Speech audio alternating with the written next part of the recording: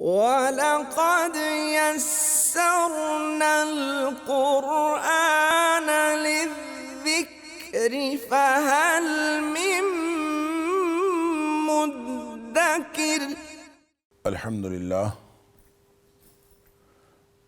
للہ وکفا وسلام علی عبادہ الذین اصطفیٰ۔ اشہد ان لا الہ الا اللہ وحدہ لا شریک لہ واشہد ان محمدا عبدہ ورسولہ صلی اللہ علیہ وآلہ وسلم۔ اللہم صلی علی محمد وعلی آل محمد کما صلیت علی ابراہیم وعلی آل ابراہیم انک حمید مجید۔ اللہم بارک علی محمد وعلی آل محمد کما بارکت علی ابراہیم وعلی آل ابراہیم انک حمید مجید۔ اما بعد فاعوذ باللہ السمیع العلیم من الشیطان الرجیم من ہمزہ ونفخہ ونفثہ۔ بسم اللہ الرحمن الرحیم۔ قد افلح المؤمنون الذین هم فی صلاتهم خاشعون والذین هم عن اللغو معرضون والذین هم للزکاة فاعلون والذین هم لفروجهم حافظون الا علی ازواجهم او ما ملکت ایمانهم فإنهم غیر ملومین۔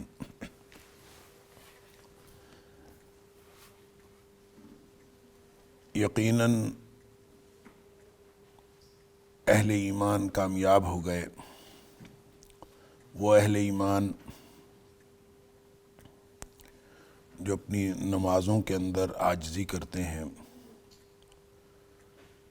اور وہ لوگ جو فضول باتوں سے بے رغبتی اختیار کرتے ہیں، اور وہ لوگ جو پاکیزگی کے کاموں کو بہت جلدی اور ترجیحی بنیادوں پر کرتے ہیں، اور وہ لوگ جو اپنی شرمگاہوں کی حفاظت کرتے ہیں۔ سورۃ المومنون کا آغاز اللہ کی توفیق سے آج ہم کر رہے ہیں۔ گزشتہ درس میں ہم نے سورۃ الحج اللہ کی توفیق سے مکمل کی تھی۔ سورۃ المومنون بالاتفاق مکی صورت ہے۔ بالعموم جو روایات سے پتہ چلتا ہے وہ یہ کہ حضرت عمر فاروق رضی اللہ تعالیٰ عنہ کے ایمان لانے کے بعد یہ صورت نازل ہوئی، اور حضرت عمر فاروق رضی اللہ تعالیٰ عنہ 6 سن نبوی میں ایمان لائے ہیں۔ تو اس کا مطلب یہ ہے کہ یہ صورت تقریباً جو وسطی دور ہے مکی دور نبوت میں، اس دور میں نازل ہوئی ہے۔ حضرت عمر فاروق رضی اللہ تعالیٰ عنہ کے حوالے سے ترمذی شریف کے اندر ایک روایت موجود ہے کہ حضرت عمر فاروق رضی اللہ تعالیٰ عنہ فرماتے ہیں کہ میں نبی پاک صلی اللہ علیہ وسلم کے پاس موجود رہا، اور اس میں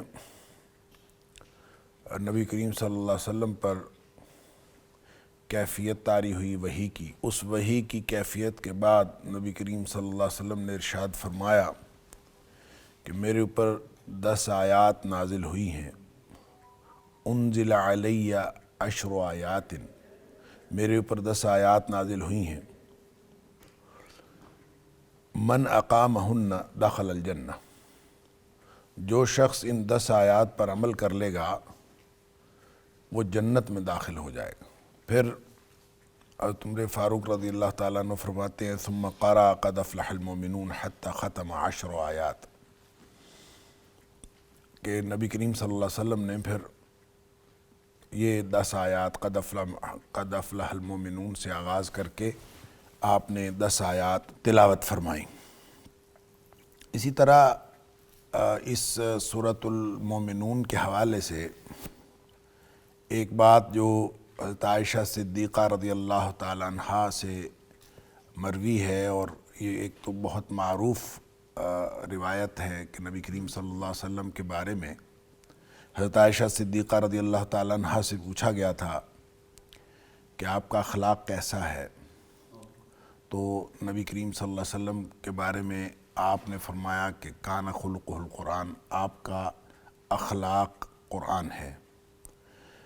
تو ایک خاص روایت جو مستدرک حاکم میں ہے کہ ایک تابعی جن کا نام یزید بن بابنوس تھا رحمہ اللہ، انہوں نے حضرت عائشہ صدیقہ رضی اللہ تعالیٰ عنہ سے پوچھا کہ نبی اکرم صلی اللہ علیہ وسلم کا اخلاق کیسا تھا؟ تو حضرت عائشہ صدیقہ رضی اللہ تعالیٰ عنہ نے اس کے جواب میں فرمایا کان خلق رسول اللہ صلی اللہ علیہ وسلم القرآن، آپ کا جو اخلاق تھا وہ قرآن تھا۔ پھر ثم قالت، تابعی کہتے ہیں کہ پھر حضرت عائشہ صدیقہ رضی اللہ تعالیٰ عنہ نے یہ بات فرمائی کہ تقرأ سورۃ المومنین، کیا تو سورۃ المومنون نہیں پڑھتا؟ اور پھر آپ نے فرمایا اقرأ، پڑھو، قد افلح المؤمنون، یہاں سے آپ نے آغاز فرمایا حتی بالغ العشر، 10 آیات تک پہنچیں حضرت عائشہ صدیقہ رضی اللہ تعالیٰ عنہ، اور پھر فرمایا فقالت ہاکذا کان خلق رسول اللہ صلی اللہ علیہ وسلم، 10 آیتیں پڑھیں یا اس سے کہا تم پڑھو اور اس نے پڑھیں۔ تو حضرت جب 10 مکمل ہو گئیں تو حضرت عائشہ صدیقہ رضی اللہ تعالیٰ عنہ نے فرمایا کہ نبی اکرم صلی اللہ علیہ وسلم کا اخلاق اس طرح کا تھا۔ گویا جو 10 آیات شروع میں بیان ہوئی ہیں وہی نبی کریم صلی اللہ علیہ وسلم کا اخلاق تھا۔ جب اخلاق کی بات کی جاتی ہے، قبل اس کے کہ میں اس کا مرکزی مضمون پوری صورت کا آپ کے سامنے رکھوں اور اس کی جو مختلف مضامین جو اس میں بیان ہوئے ہیں اس کا ہم جائزہ لیں، اس سے قبل یہ بات بہت ضروری ہے سمجھنی کہ جب اخلاق کہا جاتا ہے کسی چیز کو، جیسے حضرت عائشہ صدیقہ رضی اللہ تعالیٰ عنہ فرما رہی کہ کان خلقہ القرآن، کہ آپ کا اخلاق قرآن تھا، تو جب یہ اخلاق قرآن کہا اخلاق سے کیا مراد ہے؟ اخلاق سے مراد یہ نہیں ہے کہ جو بات اس میں بیان ہوئی ہے، اعلیٰ چیزیں جو اخلاقی طور پر فضائل بیان کیے جاتے ہیں یا اخلاقی طور پر جو چیزیں اچھی کہی جاتی ہیں ان کو انسان سر انجام دے اور سوچ سمجھ کر ان کو سر انجام دینے کی کوشش کرے، اس کو اخلاق نہیں کہتے۔ آپ کے گھر میں کوئی مہمان آئے اور آپ مہمان کے سامنے، کوئی قابل قدر مہمان ہے، بہت عزت والا، کوئی آپ کے مقام و مرتبے والا مہمان آیا ہے اور آپ اس کے سامنے اپنے حسن سلوک کا مظاہرہ کرنا شروع کر دیں، مسکرا کے اس کو ملیں اور اس طرح کی کیفیت اپنے اوپر طاری کریں اور اچھے رویے کا اظہار کریں، یہ اخلاق نہیں ہے۔ اخلاق یہ ہے کہ آپ کی طبیعت کے اندر اور آپ کے مزاج کے اندر طبعی طور پر ایسی خوش خلقی ہو کہ آپ ہر ایک کو مسکرا کر ملیں۔ آپ کو یہ سوچنا نہ پڑے کہ میں نے کس کو مسکرا کے ملنا ہے اور کس کو مسکرا کے نہیں ملنا۔ آپ کو یہ سوچنا نہ پڑے کہ کس کے ساتھ میں نے رویہ اچھا کرنا ہے اور کس کے ساتھ رویہ میں نے اچھا نہیں رکھنا۔ جب تک انسان کی جو مستقل کیفیات ہیں اس کے رویے کی اور اس کی نفسیاتی کیفیات، وہ جب تک مستقل نہیں ہوتی اس وقت تک اس کو اخلاق نہیں کہا جاتا۔ جو آپ تکلف کے ساتھ کسی کے سامنے اچھا رویہ اختیار کرتے ہیں وہ اخلاق نہیں ہوتا۔ اخلاق وہ ہوتا ہے جو انسان پوری زندگی، اور جیسے امام غزالی کے بارے میں احیاء علوم الدین میں انہوں نے بہت واضح طور پر اس کی ڈیفینیشن بیان کی ہے کہ اخلاق تو نفس کی اس حیت راسخہ کو کہتے ہیں، نفس کی مستقل پختہ کیفیت کو کہتے ہیں، جس کے تحت اعمال و افعال بغیر سوچے سمجھے، بغیر تکلف اور بغیر تردد کے جب اعمال سر انجام پانے لگیں تو اس کا نام اخلاق ہے۔ تو جو شخص سوچ سمجھ کر تردد کے ساتھ اچھا رویہ اختیار کرتا ہے اور جب وہ بغیر سوچے سمجھے عمومی رویہ اختیار کرتا ہے تو وہ اس کا رویہ اچھا نہیں ہوتا، اس کا مطلب ہے وہ برے اخلاق کا آدمی۔ تو جب حضرت عائشہ صدیقہ رضی اللہ تعالیٰ عنہ نے نبی اکرم صلی اللہ علیہ وسلم کے بارے میں قرآن اخلاق کہا اور یہ 10 آیات خاص طور پر کہیں تو اس کا مطلب ہے نبی پاک صلی اللہ علیہ وسلم کی حیات طیبہ کا ایک ایک لمحہ قرآن کے مطابق تھا، اور نبی پاک صلی اللہ علیہ وسلم کی جو عمومی حیات طیبہ تھی اس میں جو یعنی سیلینٹ فیچرز تھے، جو پرومیننٹ چیزیں تھیں، جو اہم نکات تھے، وہ ان 10 آیات کے اندر بیان ہو گئے ہیں۔ تو اس کا مطلب ہے نبی کریم صلی اللہ علیہ وسلم کی پوری حیات طیبہ، آپ کی طبیعت ایسی تھی، آپ کا مزاج ایسا تھا، ایسا نہیں ہے کہ آپ کبھی کبھار ایسا کرتے تھے یا سوچ سمجھ کر تکلف سے ایسا کرتے تھے۔ جہاں تک سورۃ المومنون کے مضامین کا تعلق ہے، اس کا مرکزی مضمون تو آپ کہہ لیجئے کہ نبی کریم صلی اللہ علیہ وسلم پر ایمان اور آپ کی اتباع ہے۔ اس کا مرکزی مضمون یہی، یعنی اتباع رسول اور ایمان بالرسالہ، یا اس کو الٹ کر لیجئے، ایمان بالرسالہ اور اتباع رسول، یہ مرکزی مضمون ہے سورۃ المومنون کا۔ اگرچہ اس کو سمجھنے کے لیے آپ اس کو 4 حصوں میں تقسیم کر سکتے ہیں، اس کے مضامین کو۔ اس کا جو پہلا حصہ ہے وہ آیت نمبر 1 سے آیت نمبر 22 تک۔ یہ جو آیات ہیں اس میں ابتدائی 10 آیات میں تو کامیاب مومن اور اس کی صفات بیان کی گئی ہیں، یعنی اہل ایمان کی صفات، اور وہ مومن جو کامیاب ہو گیا۔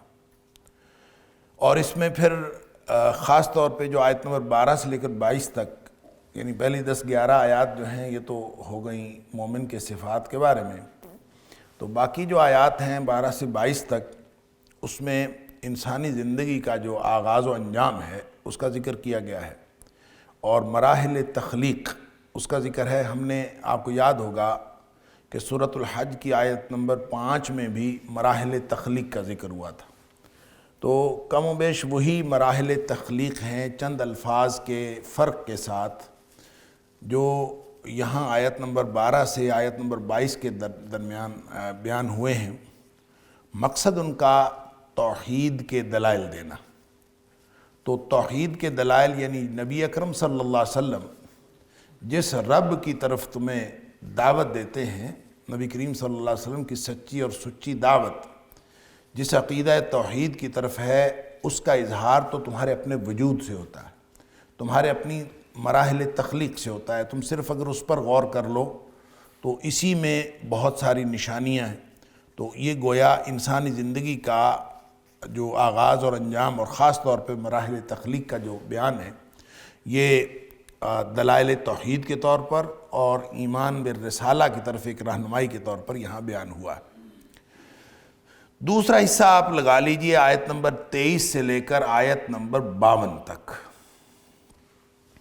اور اس حصے میں ایک تو جو پرومیننٹ جو موضوع ہے وہ ہے کہ تمام انبیاء کی جو اجتماعیت فکر ہے، یعنی تمام انبیاء ایک ہی فکر کو اور ایک ہی نقطہ توحید کو دنیا کے سامنے پیش کرنے والے تھے۔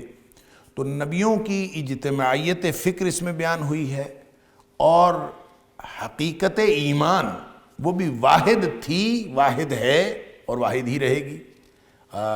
اس میں مختصر ذکر کیا ہے سابقہ اقوام کا، سابقہ نبیوں کا اور ان کی اقوام کا، انتہائی اختصار کے ساتھ ذکر کیا ہے، لیکن مقصد اس کا یہ ہے کہ یہ بات واضح کی جائے کہ اس سے پہلے جتنے بھی انبیاء آئے ہیں وہ بھی، ان کی دعوت بھی یہی تھی جو نبی اکرم صلی اللہ علیہ وسلم کی دعوت ہے، اور یوں تمام انبیاء ان کی فکری نقطہ ایک ہے اور وہ ہے توحید۔ اور اس طرح ان کے جو معاندین ہیں، ہر دور کے جو معاندین نبوت ہیں، ان کا رویہ بھی کم و بیش اسی طرح کا رہا۔ ہر دور میں نبیوں کے دشمن ہوتے رہے اور انہوں نے نبیوں کے بارے میں اسی طرح کے رویے کا اظہار کیا، اور اس میں نبی اکرم صلی اللہ علیہ وسلم کے لیے تسلی بھی ہے، اہل ایمان کے لیے تسلی بھی ہے، اور ساتھ ہی ساتھ جو مشرکین مکہ تھے نبی اکرم صلی اللہ علیہ وسلم کے دشمن، ان کے لیے تنبیہ اور انذار کا معاملہ بھی ہے۔ جو تیسرا حصہ ہے جو آیت نمبر 53 سے لے کر آیت نمبر 77 تک، 53 سے 77 تک، یہ دیگر حصوں کی طرح یہ بھی بہت اہم حصہ ہے، اور اس میں اس کو آپ اگر کہیں کہ اس کو ایک مضمون کے تحت بیان کیا جائے تو وہ یہ ہے کہ نبیوں کی دعوت تو ایک مرکزی نقطے پر مرکوز تھی، اور تمام نبی ایک ہی دعوت لے کر آئے، لیکن نبیوں کے بعد، نبیوں کے اس دنیا سے تشریف لے جانے کے بعد لوگ فرقہ فرقہ ہو گئے، لوگ جدا جدا ہو گئے، اور ہر گروہ جو ہے وہ اپنے اس فکر پر جو انہوں نے لوگوں سے الگ کر لی، اپنے اس طرز عمل پر جو انہوں نے لوگوں سے الگ کر لیا، اس پر خوش، کل حزب بما لدیہم فرحون، ہر گروہ جو ہے اس بات پر خوش ہے کہ میں ٹھیک جا رہا ہوں۔ ظاہر ہے وہ اگر اپنے آپ کو ٹھیک نہ سمجھے تو وہ اس گروہ بندی کا شکار کیوں ہو؟ تو گروہ بندی کا شکار ہونے کی وجہ ہی یہ ہے کہ وہ اپنے آپ کو ٹھیک سمجھتا ہے اور باقی ساری دنیا کو غلط سمجھتا ہے۔ تو اس اعتبار سے مشرکین مکہ کو تنبیہ بھی کی گئی ہے کہ تم جس بات پر خوش ہو یہ تمہارے لیے انتہائی خوفناک انجام کا باعث ہو سکتی ہے، اور پھر ان کو دعوت بھی دی گئی ہے۔ اور ایک اسی اعتبار سے کہ لوگ اپنے اپنے مسلک پر، اپنے اپنے طرز عمل پر، اپنے اپنے طرز فکر پر لوگ خوش ہوتے ہیں اور وہ حقیقت جاننے کی کوشش نہیں کرتے، ان کو اس طرف بھی توجہ دلائی گئی ہے کہ دنیا کا جو مال و دولت ہے یا دنیا کی جو خوشحالی ہے یہ کامیابی کی نشانی نہیں ہے۔ یعنی جو لوگ سمجھتے ہیں کہ کامیابی دنیا میں جو شخص کامیاب ہے کہ وہی کامیاب ہے، ہم اسی کو کامیاب سمجھتے ہیں۔ جو دنیاوی مال و دولت کے اعتبار سے، اقتدار کے اعتبار سے یا دنیاوی وسائل کے اعتبار سے زیادہ خوشحال ہوتا ہے، ہم اس کو کامیاب کہتے ہیں۔ تو قرآن نے یہاں پہ یہ حقیقت بھی واضح کی ہے کہ نہ خوشحالی جو ہے وہ کامیابی کی دلیل ہے، نہ بدحالی ناکامی کی دلیل ہے۔ اصل کامیابی آخرت کی کامیابی ہے، اور اصل کامیاب لوگ وہ ہوں گے جو آخرت میں کامیاب ہوں گے۔ رہ گئی دنیا کی کامیابی، تو دنیا کی کامیابی ہو بھی سکتی ہے اور نہیں بھی ہو سکتی۔ اگر اللہ تعالیٰ دنیا کی کامیابی بھی عطا فرما دے اور آخرت کی کامیابی بھی عطا فرما دے تو یہ تو ایک گویا ایک مزید نعمت ہے جو اللہ کی طرف سے آ جائے۔ اور قرآن نے وعدہ بھی کیا ہے کہ اگر کوئی شخص نیک عمل کرتا ہے، چاہے وہ مرد ہو چاہے وہ عورت ہو، فَلَنُحْيِيَنَّهُ حَيَاةً طَيِّبَةً، تو ہم اس کو پاکیزہ زندگی عطا کریں گے۔ تو پاکیزگی زندگی کی دنیا میں بھی مل جائے اور آخرت میں بھی انسان بہترین زندگی کا حامل ہو، تو یہ کامیابی کی گویا معراج۔ وَلَقَدْ يَسَّرْنَا الْقُرْآنَ لِلذِّكْرِ فَهَلْ مِن مُدَّكِرٍ۔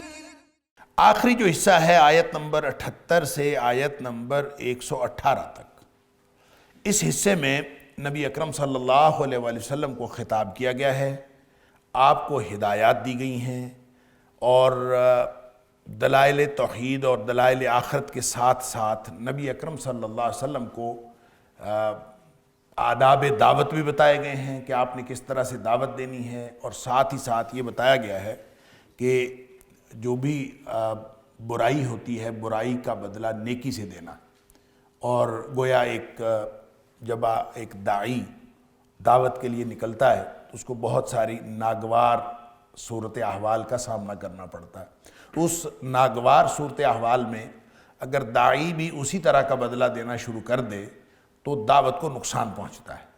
اس لیے آداب دعوت بتائے گئے ہیں، اور یہ ایک بڑا گویا دعوت و تبلیغ کے اعتبار سے یا ایک داعی کی زندگی کے اعتبار سے براہ راست تو خطاب نبی اکرم صلی اللہ علیہ وسلم کو ہے، اور دراصل امت مسلمہ کو ہے، اور بہت ہی اہم حصہ ہے اس اعتبار سے۔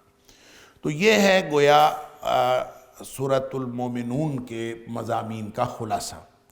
اگرچہ اس کے اندر پھر بہت سارے ذیلی مضامین موجود ہیں اور بہت چھوٹی چھوٹی چیزیں ایسی ہیں جو دل دہلا دینے والی ہیں، کیونکہ اگر اس کو زمانہ نزول کے اعتبار سے دیکھا جائے تو یہ اگر مکی دور کا وسطی دور ہے جیسے میں نے عرض کیا، تو اس دور میں جو مزاحمت کی تحریک ہے وہ بھی گویا درمیانے درجے میں تھی۔ شروع میں بہت زیادہ اہل ایمان کے اوپر ابتلا کا دور آیا، جب مسلمانوں کو ہجرت بھی کرنا پڑی، اور ہجرت حبشہ، پہلی ہجرت حبشہ پھر دوسری ہوئی۔ اس کے بعد جب عمر فاروق رضی اللہ تعالیٰ عنہ ایمان لے آئے ہیں تو حالات کافی حد تک بہتر ہو گئے تھے۔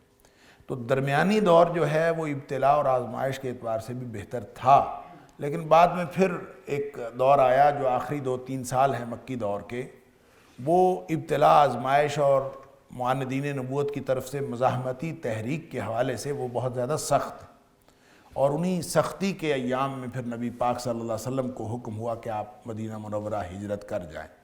تو گویا درمیانی دور، جس دور میں سورۃ المومنون نازل ہوئی ہے، یہ ابتلا اور آزمائش کے حوالے سے کسی قدر یہ درمیانے درجے کا ہے۔ اسی لیے اس میں جو اسلوب اختیار کیا گیا ہے، جو پیرایا اختیار کیا گیا ہے معاندین نبوت کو تنبیہ کرنے کا، وہ کسی قدر سافٹ لینگویج یوز کی گئی ہے، وہ کسی قدر نرم لہجہ اور نرم اسلوب اختیار کیا گیا ہے، اگرچہ اس کے اندر انذار بھی ہے، تنبیہ بھی ہے، اور اہل ایمان کی خصوصیات، اور اس سارے مضامین کو جب آپ ایک کنسالیڈیٹڈ اور ایک مضمون کے تحت، ایک مرکزی مضمون کے تحت جاننے کی کوشش کرنا چاہتے ہوں تو وہ ایمان بالرسالہ اور اتباع رسول، نبی پاک صلی اللہ علیہ وسلم پر ایمان اور ان کی اتباع، یہی اس کا مرکزی مضمون ہے۔ بسم اللہ الرحمن الرحیم۔ قد افلح المؤمنون، یقیناً کامیاب ہو گئے اہل ایمان۔ اب یہ جو فلاح ہے یہ خسران کے مقابلے میں استعمال ہوتی ہے، ایک طرف گھاٹا خسارہ ہوتا ہے، دوسری طرف کامیابی ہوتی ہے۔ کامیابی کے معیارات اگرچہ لوگوں نے اپنے اپنے بنائے ہوتے ہیں، دنیا میں بھی لوگ جو ہیں وہ اپنے اپنے فہم و فراست کے مطابق یا اپنے اپنے جو فکری معیارات ہیں اس کے مطابق انہوں نے کامیابی کے بھی معیارات بنائے ہوتے ہیں۔ تو فلاح کے لفظ کو اگر دیکھیں تو بنیادی طور پر کہتے ہیں کہ ایک فلاحن ہوتا ہے، ایک فلحن ہوتا ہے، مادہ تو ایک ہی ہے، تو مادہ جو جزم والا ہے، فلحن کا لفظی معنی، لفظی جو اس مادے کا معنی ہے وہ کسی چیز کو چیرنا اور پھاڑنا ہوتا ہے۔ اسی وجہ سے جو کسان ہے اس کو بھی فلاح کہتے ہیں، اور فلاح اس لیے کسان کو کہتے ہیں کہ وہ زمین کو پھاڑتا ہے اور اس میں بیج کاشت کرتا ہے۔ تو اسی کو پھر لام کے حرکت کے ساتھ کامیابی کے طور پر ایک کلمہ استعمال ہوتا ہے، اور لام کے جزم کے ساتھ یہ چیرنے پھاڑنے کے لیے استعمال ہوتا ہے، مادہ ایک ہی ہے۔ تو مفسرین نے لکھا ہے کہ انسان جو ہے جب صعوبتوں کو منقطع کر کے، اپنی صعوبتیں، مصیبتیں، ان کو منقطع کر کے، ان کو کاٹ کے مطلوب تک پہنچ جاتا ہے تو اس کو کامیاب آدمی کہتے ہیں۔ تو گویا یہ جو افلاح میں جو کامیابی کا اس مادے کے ساتھ تعلق ہے، وہ مصیبتوں کے ذریعے سے صعوبتوں کو ایک طرف کرتے ہوئے، ان کو کاٹتے چیرتے ہوئے آپ جب اپنی منزل مقصود تک پہنچتے ہیں تو اس لیے اس کو لفظ افلاح سے تعبیر کیا گیا ہے۔ تو لیکن ہے یہ خسران کے مقابلے میں کسی بھی چیز کو انسان جب دیکھیں، سورۃ العصر کے اندر اللہ کریم نے فرمایا کہ والعصر ان الانسان لفی خسر، وہ خسر جو ہے وہ خسران ہے، کامیابی، ہر انسان خسارے میں۔ یہاں فرمایا قد افلح المؤمنون، اب یہاں کامیابی کا معیار ہے، وہاں پہ بالکل واضح نشانی ہے کہ ہر انسان خسارے میں۔ کون بچے گا خسارے سے؟ 4 نشانیاں وہاں پہ بتائیں، اور وہ 4 نشانیاں چاروں کی چاریں اس میں بھی موجود ہیں۔ وہاں 4 نشانیاں بتائیں کہ سارے انسان خسارے میں ہیں، بچے گا وہ، اور ہر شخص اس سانچے میں اپنے آپ کو دیکھ سکتا ہے۔ کیا وہ 4 نشانیاں یا یہاں پہ جو 10 آیات کے اندر نشانیاں بیان کی گئی ہیں یہ میرے اور آپ کے اندر موجود ہیں؟ اگر یہ میرے اور آپ کے اندر موجود ہیں تو انشاءاللہ ہم کامیابی کے راستے پر گامزن۔ اگر یہ موجود نہیں ہیں تو پھر چاہے ہم جتنا بھی معیار اپنے طرز فکر و عمل کے مطابق اس کو کامیابی سمجھتے ہوں، وہ ناکامی ہے۔ لہذا فرمایا کہ جو ہر انسان خسارے میں ہے، الا الذین آمنوا وعملوا الصالحات وتواصوا بالحق وتواصوا بالصبر، 4 باتیں، ایمان ہے، عمل صالح ہے، اور تواصی بالحق ہے کہ حق کی نصیحت ایک دوسرے کو تاکید کرتا رہا۔ تواصی اصل میں وصیت جس کو کہتے ہیں، یہ تاکیدی حکم ہوتا ہے۔ تواسی کا مطلب ہوتا ہے ایک دوسرے کو تاکیدی حکم کرنا. کس چیز کا؟ حق کا ایک دوسرے کو تاکیدی حکم کرتے رہنا. وتواصوا بالصبر، اور تواسی بالصبر ہے کہ انسان جو ہے وہ ایک دوسرے کو صبر کی تلقین بھی کرتا رہے، صبر کا تاکیدی حکم بھی دیتا رہے. اور صبر کیا ہوتا ہے؟ وہ 3 اس کی ڈائمنشنز ہیں، یہ بات بھی پہلے ہو چکی. اور 3 ڈائمنشنز میں وہ صبر کی تلقین کرتا ہے، یعنی خود بھی صبر کرتا ہے اور دوسروں کو بھی صبر کی تلقین کرتا ہے. وہ تینوں ڈائمنشن کیا ہیں؟ وہ بھی اسی مرکزی نقطے کے ساتھ تعلق رکھتی ہیں. ایک صبر علی الطاعات ہے کہ اللہ اور اس کے رسول صلی اللہ علیہ وسلم کی اطاعت کے کاموں میں صبر کرنا، ڈٹے رہنا. اور دوسرا صبر عن المعصیات ہے کہ نافرمانی کے جو اتنے کام ہیں، گناہوں کے جتنے بھی کام ہیں، ان کو نہ کرنے پر ڈٹے رہنا. کتنا مشکل کام ہے یہ، اپنے آپ کو اس کے اوپر ثابت قدم رکھنا، اسی کا نام صبر ہے. اور پھر تیسری چیز ہے صبر علی المصیبات، کہ جب کوئی مصیبتیں آئیں، صعوبتیں ہیں، پریشانیاں آئیں تو ان کے اوپر بھی صبر کرنا. تو وہ لوگ کامیاب ہیں. یہاں فرمایا قد افلح المؤمنون، تو فلاح کے اندر یہ گویا فی نفسہ ہی یہ مطلب شامل ہے کہ انسان کامیاب ہوتا ہی وہ ہے جو صعوبتوں اور مصیبتوں کو کاٹ کر منزل مقصود تک پہنچتا. تو وہ سارے اہل ایمان کامیاب ہو گئے. جب مومنون کہا ہے تو اس کا یہ نہیں کہا کہ وہ انسان کامیاب ہو، قد افلح الناس نہیں کہا، قد افلح المؤمنون. وہ اہل ایمان کامیاب ہے. اس کا مطلب ہے جو فرسٹ پری ریکوزٹ ہے، جو سب سے پہلی بنیادی شرط ہے کامیابی کی، وہ ایمان ہے. اور سورہ آل عمران میں ہم پڑھ آئے ہیں وَأَنْتُمُ الْأَعْلَوْنَ إِن كُنْتُم مُؤْمِنِينَ، کہ اگر تم مومن ہو تو پھر تم ہی بلند ہو. کامیابی اور بلندی تمہارا مقدر ہے. اگرچہ وہ غزوہ احد کے تناظر میں بات ہوئی تھی کہ غزوہ احد کی ہزیمت کی وجہ سے مسلمانوں کے دل گرفتہ تھے اور مسلمانوں کو اس وقت پریشانی تھی، اور اس پریشانی کا علاج کرنے کے لیے فرمایا کہ ایسی کوئی بات نہیں، تو اپنے ایمان کی فکر کرو، ایمان کی فکر کرو گے تو بلندی اور عروج تمہارا مقدر ہے. تو اب یہاں جو قد افلح المؤمنون کہا ہے، آگے اہل ایمان کی نشانیاں ہیں، کامیاب ہونے والے لوگوں کی نشانیاں ہیں. گویا ساری کی ساری یہ 10 آیات کے اندر پری ریکوزٹس ہیں، وہ بنیادی شرائط ہیں جو کامیابی کے لیے ضروری ہیں. تو دیکھیں یہ ایسے ہی ہے جیسے کوئی جاب آپ کو آفر کرنی ہو کسی نے، تو آپ کو وہ جاب چاہیے تو یہ اس کے نیچے پری ریکوزٹس دی ہوتی ہے کہ یہ کوالیفیکیشن ہے. اپنی جو شخص اس کو کوالیفائی کرتا ہے وہ دیکھ لے وہ اس میں فٹ بیٹھتا ہے کہ نہیں بیٹھتا. تو یہاں کامیابی کی اور ایمان کی دونوں باتیں، ظاہر ہے مومن ہے تو کامیاب ہے، کامیاب ہو نہیں سکتا جب تک ایمان نہ ہو، یہ تو بنیادی شرط ہے. لہٰذا قد افلح الناس نہیں کہا، قد افلح المؤمنون کہا. وہ سارے کے سارے مومن کامیاب ہو گئے. کون؟ یعنی پہلی شرط تو ہے ایمان. تو اپنے ایمان کی فکر کرو. اور ایمان کس چیز کا نام ہے؟ ایمان کے بارے میں بہت تفصیل سے بات بہت دفعہ ہو چکی، خاص طور پہ سورہ بقرہ کی جب ہم نے ابتدا کی تھی تو وہاں پہ بڑی تفصیل کے ساتھ بات ہوئی تھی کہ مومن کون ہے. الذین یؤمنون بالغیب کے تناظر میں بات ہوئی تھی. تو مومن کون ہیں، اس کو میرے آپ کے سمجھنے کے لیے جو سادہ مفہوم ہے اس کی ساری کلامی بحثوں سے قطع نظر ایمان مان لینے کا نام ہے کہ جو اللہ نے فرمایا، جو اللہ کے رسول صلی اللہ علیہ وسلم نے فرمایا، اس کو فوراً مان لیں، اس پر فوراً یقین کر لیں. ایقن بہ، ہم اس کے اوپر یقین رکھتے ہیں، ہم اس کو مان لیتے ہیں.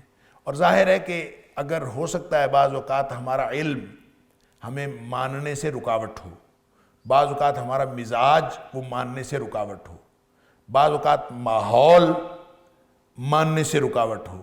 تو جتنی بھی رکاوٹیں ہوں، جب آپ اللہ اور اس کے رسول صلی اللہ علیہ وسلم کی ہر بات کو ماننے پر تیار ہو جاتے ہیں تو یہ ایمان ہے کہ جو اللہ نے فرمایا وہی صحیح، چاہے ظاہری طور پر ہمیں کوئی چیز نظر آئے یا نہ آئے. دیکھیں میں مختلف مثالیں ہیں، مثلا میں ایک مثال دیتا ہوں کہ اللہ کریم نے قرآن میں فرمایا وَمَنْ أَعْرَضَ عَنْ ذِكْرِي فَإِنَّ لَهُ مَعِيشَةً ضَنْكًا، جو میری یاد سے منہ پھیرتا ہے ہم اس کی معیشت تنگ کر دیتے ہیں. اچھا یہ معیشت تنگ کرتے ہیں، زندگی تنگ کر دیتے ہیں، یہ زندگی کہاں تنگ ہوتی ہے، اس کا ایک تو تعلق ہے آخرت کے ساتھ کہ آخرت میں اس کی زندگی تنگ ہو جائے گی، ایک یہ ہے کہ یہ دنیا کی زندگی یہ تنگ ہو جائے گی، اس دنیا کی زندگی میں اس کو بہت ساری تنگیاں آئیں گی، فراخی ختم ہو جائے گی، وہ ہر چیز میں تنگی محسوس کرے گا۔ اور تیسرا مفہوم اس کا ہے معیشت سے مراد مالی معاملات، تو اس کی مالی معاملات تنگ پڑ جائے گی۔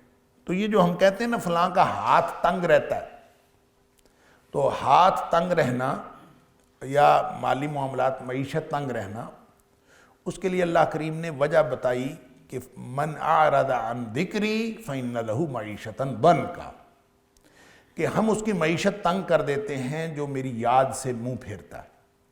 اور اللہ کی یاد سے منہ پھیرنے کا سب سے بڑا جو مظاہرہ ہے انسان اس وقت کرتا ہے جب وہ نماز نہیں پڑھتا۔ تو قرآن نے ہی کہا کہ اقم الصلاۃ لذکری، نماز پڑھا کرو میری یاد کے لیے۔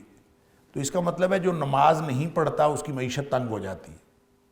تو آپ دیکھ لیجئے لوگوں سے آپ بات کرتے ہیں، وہ کہتا ہے میرا ہاتھ تنگ رہتا ہے، میرے معاملات تنگ رہتے ہیں، اس سے پوچھیں نماز پڑھتے ہیں، نماز کے بارے میں ذرا کوتاہی ہو جاتی ہے، نماز نہیں پڑھتے لیکن تنگی رہتی ہے۔ جب اس طرح کی بات کی جائے، قرآن کا اس طرح کا مفہوم اور اس طرح کی آیات سنا کے قرآن کی طرف اور نماز کی طرف اور نیکی کی طرف راغب کرنے کی کوشش کی جاتی ہے، تو فوراً یہ خیال آتا ہے کہ دنیا میں کافر جو ہیں وہ کوئی نمازیں پڑھتے ہیں کہ ان کو خوشحالی ملی ہوئی ہے، اور بہت سارے جو ہیں وہ منافقین والی زندگی گزارنے والے جو بالکل نماز کے قریب تک نہیں جاتے ان کو بھی بڑی خوشحالی ملی ہوئی ہے، بہت ان کو تو بلکہ جو ہے وہ دنیاوی اعتبار سے ان کی دولت اور وسائل اس قدر زیادہ ہیں کہ وہ تو اپنے وسائل اور دولت کے بارے میں گن بھی نہیں سکتے، ان کو اپنا حساب نہیں، اتنے اس قدر زیادہ۔ تو اس وقت انسان کے ذہن میں یہ جو یقین ہے متزلزل ہو جاتا ہے۔ وَلَقَدْ يَسَّرْنَا الْقُرْآنَ لِلذِّكْرِ فَهَلْ مِن مُدَّكِرٍ۔ تو اس وقت یہ ماننا کہ جو اللہ کا قرآن ہے یہ صحیح کہہ رہا ہے، تو یہ جو دنیا والوں کو یا کافروں کو یا جن لوگوں کو بھی کچھ ملا ہوا ہے بغیر، جو لوگ اللہ کی یاد سے مطلقاً غافل ہیں، تو ان کو کیوں ملا ہوا ہے؟ وہ اللہ کی حکمت ہے، یہ دنیا ہے، یہ دنیا کے بارے میں یہ کامیابی کی دلیل ہے ہی نہیں۔ آپ ان کو کامیابی کی دلیل کیسے سمجھتے ہیں؟ یہ دلیل کامیابی کی نہیں ہے، اس لیے کہ اگر دنیا کامیابی کی دلیل ہوتی اور دنیاوی وسائل کامیابی کی دلیل ہوتے تو اللہ کافروں کو کبھی نہ دیتا۔ نبی پاک صلی اللہ علیہ وسلم کی وہ حدیث ہمیشہ ذہن میں رکھا کریں، اور ایک آیت قرآن کی یہ ہمیشہ ذہن میں رکھا کریں کہ نبی اکرم صلی اللہ علیہ وسلم نے فرمایا کہ لو کانت الدنیا تعدل عند اللہ جناح بعوضۃ، اگر یہ دنیا ساری کی ساری دنیا یہ اگر اللہ کے نزدیک مچھر کے پر کے برابر بھی ہوتی، اس کا مطلب ہے مچھر کے پر کے برابر بھی نہیں ہے۔ مچھر ہی کیا چیز ہے؟ مچھر ایک بے حیثیت چیز ہے، اور پھر اس کا پر، اور پھر اس کے برابر بھی، مچھر کے پر کے برابر بھی اس کی حیثیت اللہ کے نزدیک نہیں ہے۔ اگر ہوتی ما سقا کافر شربۃ من ماء، نبی اکرم صلی اللہ علیہ وسلم فرمایا اللہ کسی کافر کو ایک گھونٹ پانی کا نہ دیتا۔ اگر اس کی اہمیت ہوتی تو اللہ پھر اہل ایمان کو دیتا، کیونکہ کامیاب تو اہل ایمان ہے، اہل کفر تو کامیاب نہیں ہے۔ تو یہ دنیا ہم دیکھتے ہیں کہ مسلمانوں سے زیادہ کافروں کے پاس ہے، تو اگر یہ کامیابی کا معیار ہوتا تو اللہ کریم کبھی کافروں کو نہ دیتے، تو پھر صرف مومنوں کو ملتا۔ اس کا مطلب ہے یہ کامیابی کا معیار نہیں۔ اور وہ جو قرآن کی آیت ہے کہ وَلَا يَغُرَّنَّكَ تَقَلُّبُ الَّذِينَ كَفَرُوا فِي الْبِلَادِ، یہ کافروں کا شہروں کے اندر دندناتے پھرنا یہ تمہیں کسی دھوکے میں مبتلا نہ کر دے۔ متاع قلیل ثم مأواہم جہنم، اللہ اکبر وبئس المہاد۔ یہ تھوڑا سا سامان ہے زندگی کا، چند دن کی بات ہے، پھر انہوں نے جہنم میں چلے جانا ہے۔ وبئس المہاد، اور بہت برا ٹھکانہ ہے۔ لہٰذا کامیابی کے معیارات اپنے ذہن میں درست کر لیجئے۔ پہلی شرط مان لینا ہے، اللہ کی باتوں پر ایمان، اور جب اللہ کی باتوں پر ایمان ہے، سبحان اللہ، حالات جس طرح کے مرضی ہوں، ایمان متزلزل نہیں ہوتا۔ ایمان کا معنی یہ ہے کہ ہم نے اللہ اور اس کے رسول صلی اللہ علیہ وسلم کی ہر بات مان لی، اور اگر مان لی تو پھر کامیابی کا معیار وہ نہیں ہے جو ہمیں دنیا والوں نے بتایا ہے، کامیابی کا معیار وہ ہے جو ہے اللہ کے قرآن نے بتایا۔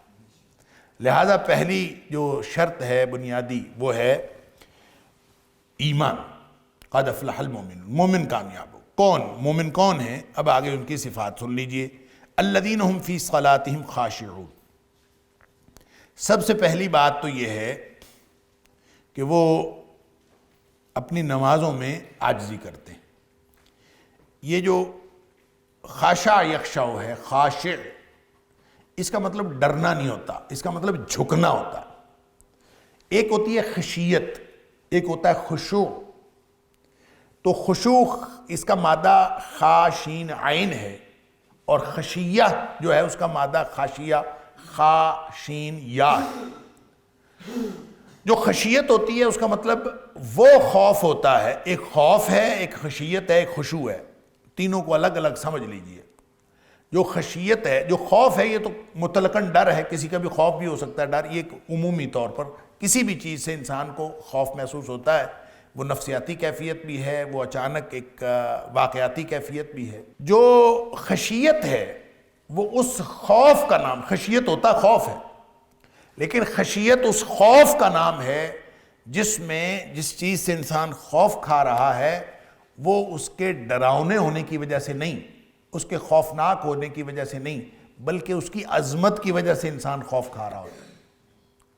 یعنی ایک وہ ڈر ہے جو آپ کسی بلا سے ڈر جاتے ہیں اور جنوں سے آپ کو ڈر لگتا ہے، ایک وہ ڈر ہے جو آپ کو والد صاحب سے لگتا ہے، آپ کو والدہ سے ڈر لگتا ہے۔ آج کل تو خیر نہیں لگتا لوگوں کو والد اور والدہ سے، پرانے زمانے کی بات ہے جب لوگ والدہ اور والد سے ڈرتے تھے، دادا جی سے ڈرتے تھے، ابا جی سے بہت خوف آتا تھا۔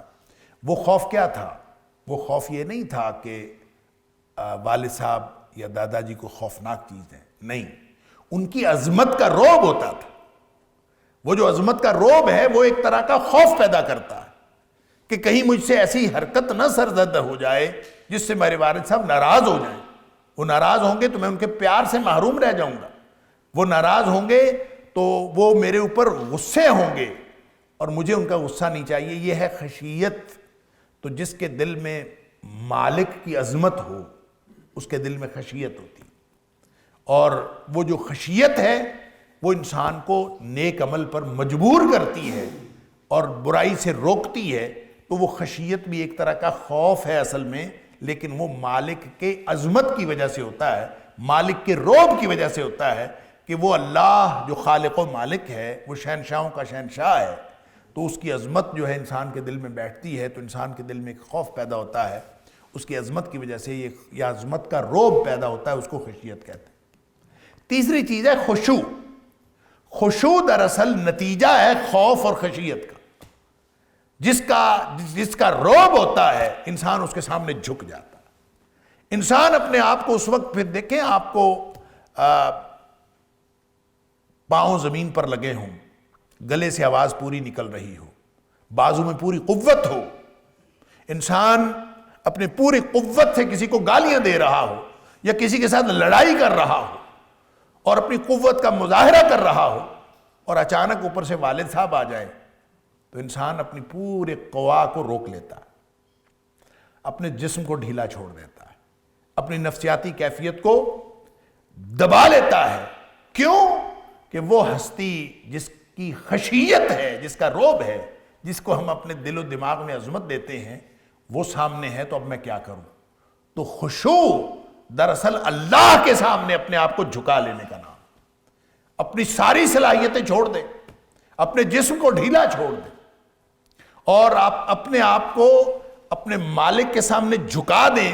اور جھکانے کا مطلب صرف نگاہیں جھکانا نہیں ہے، آپ اپنی نفسیاتی کیفیات بھی جھکا دیں، آپ اپنے ظاہری معمولات جو ہیں وہ بھی جھکا دیں، اور اپنے جو قوت ہے، جو سارے قوا ہیں، وہ مالک کے سامنے ڈھیلے چھوڑ کے انتہائی عاجزی کے ساتھ آپ کھڑے ہو جائیں۔ یہ ہے خشوع۔ تو فرمایا الذین فی صلاتہم خاشعون، جو اہل ایمان ہیں وہ نماز کے اندر خشوع کرتے ہیں۔ کیا انتہائی عاجزی کے ساتھ کھڑے ہوتے ہیں، گویا اللہ کے سامنے کھڑے ہوتے ہوئے ان کو اب کوئی قوت نہیں ہوتی، کوئی طاقت نہیں ہوتی، وہ اپنی طاقتیں، قوتیں، نفسیاتی کیفیتیں وہ ساری کی ساری مالک کے سامنے جھکا دیتے ہیں۔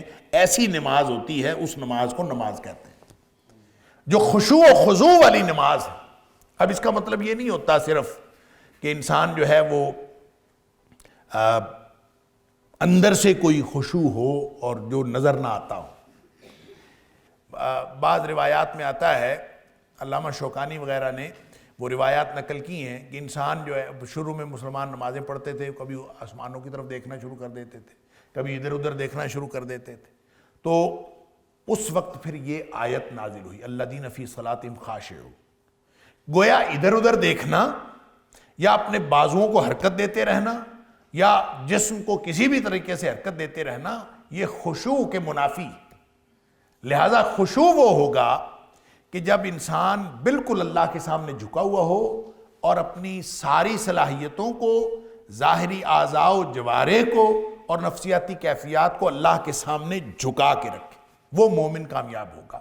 لہذا پہلی شرط تو ایمان ہے، اور دوسری شرط کیا ہے کہ ان کی نمازیں جو ہیں وہ دیکھنے والی ہوتی، کہ وہ نماز جب پڑھتے ہیں تو ظاہری طور پر بھی اور باطنی طور پر بھی ان کی ساری کیفیات اللہ کے سامنے جھکی ہوئی ہوتی۔ اور ہم سب اپنا تجربہ بھی کر سکتے ہیں، جب جتنی زیادہ عاجزی دل میں اللہ کے سامنے ہوگی اور اتنا زیادہ انسان نماز کے مفہوم کی طرف توجہ بھی دے گا۔ اب عاجزی آ کیسے سکتی ہے جس کو پتہ ہی نہ ہو کہ میں جب ایاک نعبد و ایاک نستعین کہہ رہا ہوں یا اہدنا الصراط المستقیم کہہ رہا ہوں، اور جس کو معلوم ہی نہ ہو کہ میں اپنے اللہ سے کیا مانگ رہا ہوں، اس میں خشوع اور خضوع کہاں سے آئے؟ لہذا اس خشوع اور خضوع کا تعلق ظاہری کیفیات کے ساتھ بھی۔ نبی کریم صلی اللہ علیہ وسلم نے کسی شخص کو دیکھا جس کی پشت رکوع میں سیدھی نہیں تھی، آپ نے کسی کو سجدہ کرتے ہوئے دیکھا جس کا سجدہ درست نہیں تھا، تو یہی فرمایا گیا کہ اس کے اندر خشوع اور خضوع نہیں ہے۔ سجدہ درست کرنا، ظاہری کیفیات درست کرنا، تعدیل ارکان کے ساتھ نماز پڑھنا، یہ ساری کی ساری چیزیں جو ہیں یہ خشوع و خضوع میں شامل ہیں۔ ظاہر کیفیت، اندر کی کیفیت ٹھیک ہوگی تو باہر کی کیفیت بھی ٹھیک ہوگی، یہ تو ایک بہت واضح بات۔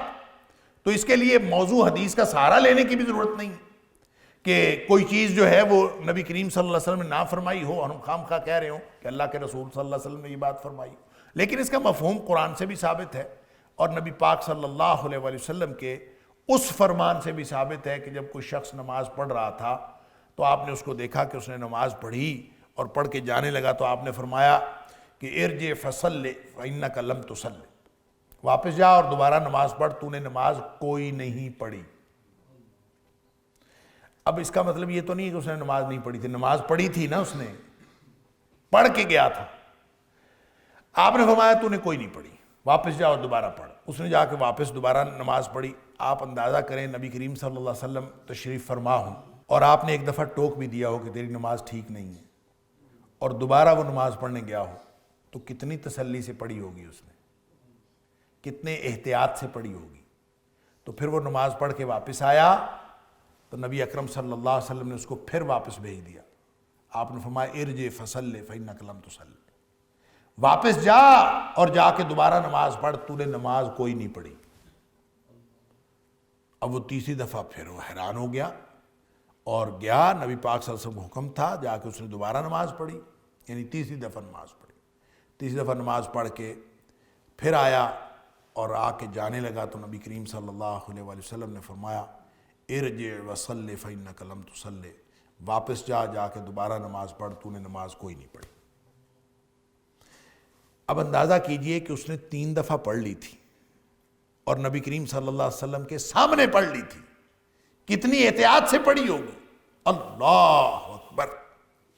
تو پھر اس نے معذوری کا اظہار کیا اور اس نے کہا اللہ کے رسول صلی اللہ علیہ وسلم میں اس سے زیادہ اچھی نماز نہیں پڑھ سکتا، آپ مجھے فعلمنی، آپ مجھے سکھا دیجئے نماز کیسے پڑھنی، میں تو اپنی کوشش پوری کر چکا ہوں اور میں اس سے زیادہ لا احسن غیرہا، میں اس سے بہتر نماز نہیں پڑھ سکتا، آپ مجھے پھر سکھا دیجئے۔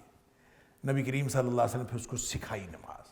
آپ نے فرمایا کہ اطمینان کے ساتھ نماز پڑھنی. آپ نے ایک ایک نماز کے ارکان کا تذکرہ فرمایا اور آپ نے فرمایا کہ اس کے اوپر اطمینان کر حتیٰ تطمئن، جب تک تمہیں اطمینان نہ ہو جائے. اور اطمینان کیا ہوتا ہے؟ یعنی قیام کرو جب تک اطمینان نہ ہو جائے، رکوع کرو جب تک اطمینان نہ ہو جائے، پھر اٹھ کے کھڑے ہو جاؤ جب تک اطمینان نہ ہو جائے، پھر سجدہ کرو جب تک اطمینان نہ ہو جائے، پھر اٹھ کے بیٹھو جب تک اطمینان نہ ہو جائے، اور اس طرح پوری نماز پڑھو. تو آپ اندازہ کریں کہ اطمینان کیا چیز ہے. یعنی میں اور آپ اگر نماز پڑھیں اور اطمینان کو اچیو کرنا چاہیں، اطمینان کی کیفیت کو حاصل کرنا چاہیں، تو وہ کون سی کیفیت، کون سا ٹارگٹ ہے؟ یہ ہر شخص کا الگ الگ اطمینان کا ٹارگٹ ہے. اطمینان کیا ہے؟ کہ میں اپنے اللہ کو جو کہنا چاہتا تھا میں نے کہہ لیا. اطمینان یہ ہے. آپ اللہ سے جو بات کرنا چاہتے تھے وہ ہو گئی. اور وہ اطمینان ہو کیسے سکتا ہے؟ آپ کو تو پتہ ہی نہیں کہ میں نماز میں پڑھ کیا رہا ہوں، نماز کا ترجمہ نہیں آتا، نماز کا مفہوم نہیں آتا، معلوم ہی نہیں ہے میں کیا پڑھ رہا ہوں. جو قرآن نے کہا کہ سورہ نساء کے اندر اس وقت تک نماز کے قریب نہ جاؤ جب تک تمہیں پتہ نہ ہو کہ تم کیا کہہ رہے ہو اللہ کو. تو ہم تو ساری نمازیں جو پڑھتے جا رہے ہیں ہمیں معلوم ہی نہیں ہے ہم اللہ کو کیا کہہ رہے ہیں. جب تک وہ نماز کا ترجمہ ان کو معلوم ہی نہیں ہے کہ انہوں نے کیا کہا. تو اطمینان کی کیفیت اس وقت تک حاصل نہیں کی جا سکتی جب تک آپ کو معلوم نہ ہو کہ میں اللہ کو کیا کہہ رہا ہوں. إن هذا القرآن يهدي للتي هي أقوم ويبشر المؤمنين الذين يعملون الصالحات أن لهم أجرا كبيرا.